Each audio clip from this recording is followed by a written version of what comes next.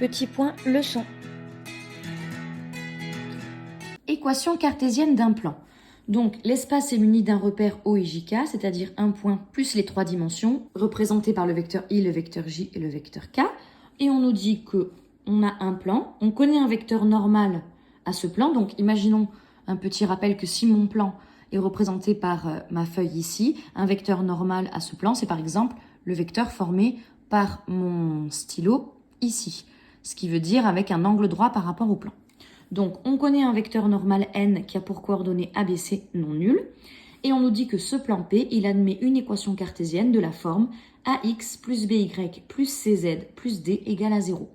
Donc ici, pour trouver l'équation cartésienne d'un plan, il faut qu'on trouve ABCD. Une fois qu'on trouve ABCD, on le remplace dans cette formule et on obtient une équation cartésienne d'un plan. Alors, c'est très facile de les trouver. A, B et C, on les trouve comment? Ce sont les A, B et C des coordonnées d'un vecteur normal. Donc, dès qu'on a le vecteur normal, on connaît du coup le petit a, le petit b, le petit c de la formule. Et comment on fait pour trouver le petit d?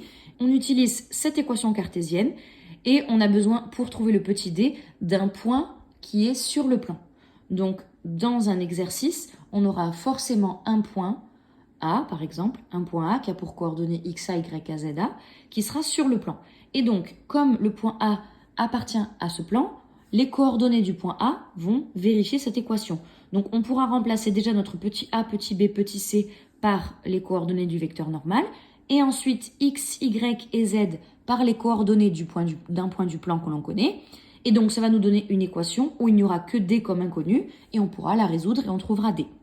Donc, plus concrètement, on va voir comment utiliser cette formule à l'aide de deux exercices. Exercice 1, donner les caractéristiques du plan P d'équation cartésienne 2x moins 4y plus 3z moins 1 égale à 0.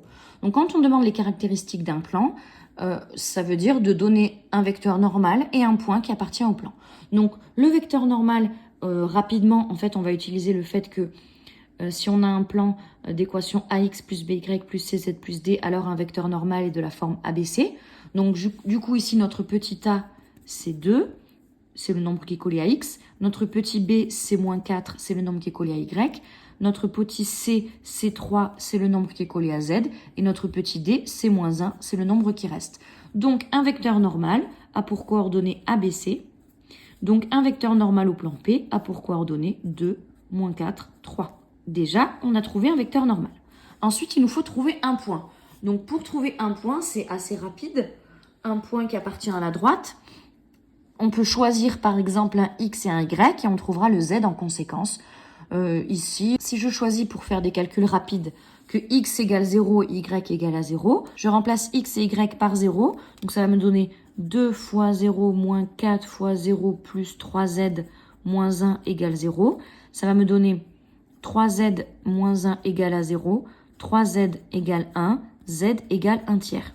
Donc j'ai choisi un X, j'ai choisi un Y, j'ai trouvé un Z, et donc j'ai un point qui a pour coordonnées le X que j'ai choisi 0, le Y que j'ai choisi 0 et le Z que j'ai calculé 1 tiers. Donc là, évidemment, il y a une infinité de solutions.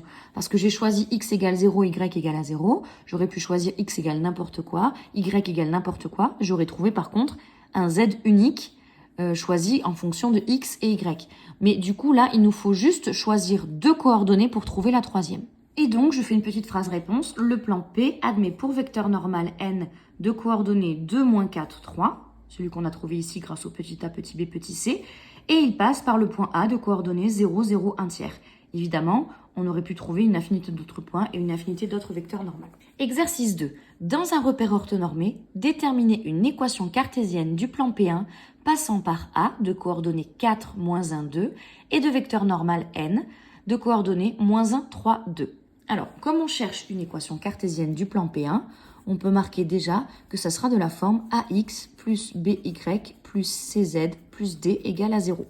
Donc, il nous reste à trouver A, B, C et D. Comme on a un vecteur normal donné, moins 1, 3, 2, on peut dire que le petit a, le petit b et le petit c sont moins 1, 3 et 2. D'après la formule, un vecteur normal a pour coordonnées petit a, petit b, petit c. Donc, on peut prendre ABC ici.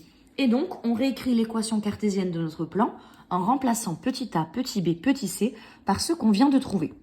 Et ça nous donne au lieu de AX comme A c'est moins 1, ça fait moins 1X, plus BY comme B c'est 3, 3Y, plus CZ comme C c'est 2, 2Z, plus D égale à 0. Et donc, on obtient moins X plus 3Y plus 2Z plus D égale à 0. En simplifiant, on obtient cette équation. Donc, il ne nous reste plus que le petit d à trouver. Pour trouver le petit d, on prend un point du plan. On utilise les informations d'un point qui appartient au plan. Donc, pour trouver petit a, petit b, petit c, on utilise un vecteur normal. Pour trouver petit d, on utilise un point du plan.